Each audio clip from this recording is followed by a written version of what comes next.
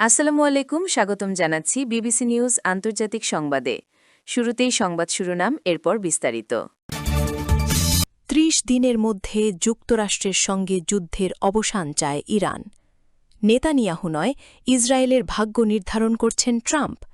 সামরিক হুমকির মুখেও সচল মার্কিন ইরান কূটনৈতিক আলোচনা। দর্শক, এতক্ষণ শুনছিলেন সংবাদ শিরোনাম।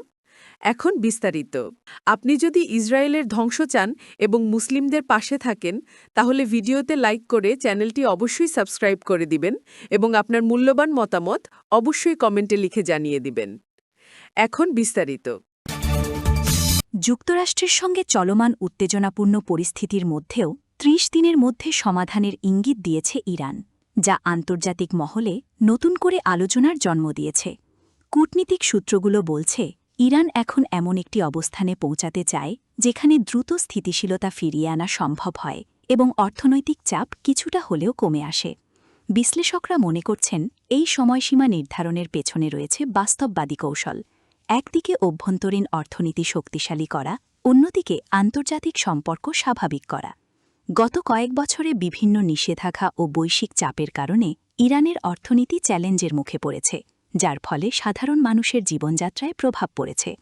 তাই দ্রুত সমাধানের এই বার্তা শুধুমাত্র কূটনীতি নয়, বরং সামাজিক ও অর্থনৈতিক দিক থেকেও গুরুত্বপূর্ণ।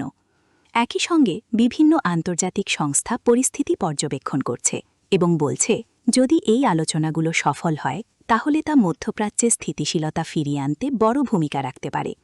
দর্শক হিসেবে আপনারাও নিশ্চয়ই বুঝতে পারছেন এমন একটি পরিবর্তন কতটা গুরুত্বপূর্ণ হতে পারে। আপনার মতামত কি? এই উদ্যোগ কি সফল হবে? কমেন্টে জানাতে পারেন। আর এমন আপডেট পেতে ভিডিওটি লাইক দিতে ভুলবেন না।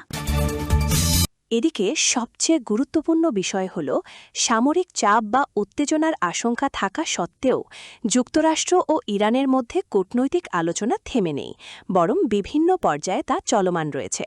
কূটনৈতিক মহল বলছে, এই আলোচনা অব্যাহত থাকা নিজেই একটি ইতিবাচক সংকেত, কারণ এটি দেখায় যে উভয় পক্ষই সরাসরি সংঘাত এড়িয়ে সমাধানের পথ খুঁজছে।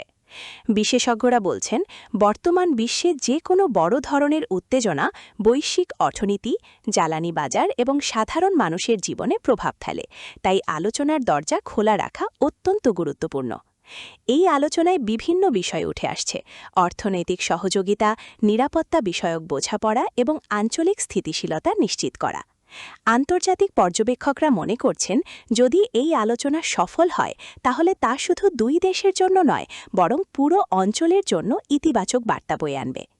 একই সঙ্গে এটি প্রমাণ করে যে কূটনীতি এক হওয়া ত্যায্যবর এবং দীর্ঘমেয়াদে স্থায়ী সমাধানের জন্য সবচেয়ে গ্রহণযোগ্য উপায়। আপনারা যারা নিয়মিত আন্তর্জাতিক খবর অনুসরণ করেন, তারা নিশ্চয়ই বুঝতে পারছেন এই ধরনের আলোচনা কতটা গুরুত্বপূর্ণ এবং এর প্রভাব কত দূর পর্যন্ত যেতে পারে। তাই ভিডিওটি শেয়ার করে অন্যদেরও জানাতে পারেন, আর আপনার মতামত কমেন্টে লিখে আলোচনা আরও সমৃদ্ধ করতে পারেন। শেষ পর্যন্ত বলতেই হয়, বিশ্ব রাজনীতির এই পরিবর্তনশীল সময় আমাদের জন্য নতুন নতুন দৃষ্টিভঙ্গি তৈরি করছে। আপনাদের সঙ্গে এমন গুরুত্বপূর্ণ আপডেট শেয়ার করতে পেরে ভালো লাগছে। সবাই ভালো থাকবেন। ধন্যবাদ আমাদের সঙ্গে থাকার জন্য এবং নিয়মিত আপডেট পেতে চ্যানেলটি সাবস্ক্রাইব করে রাখুন।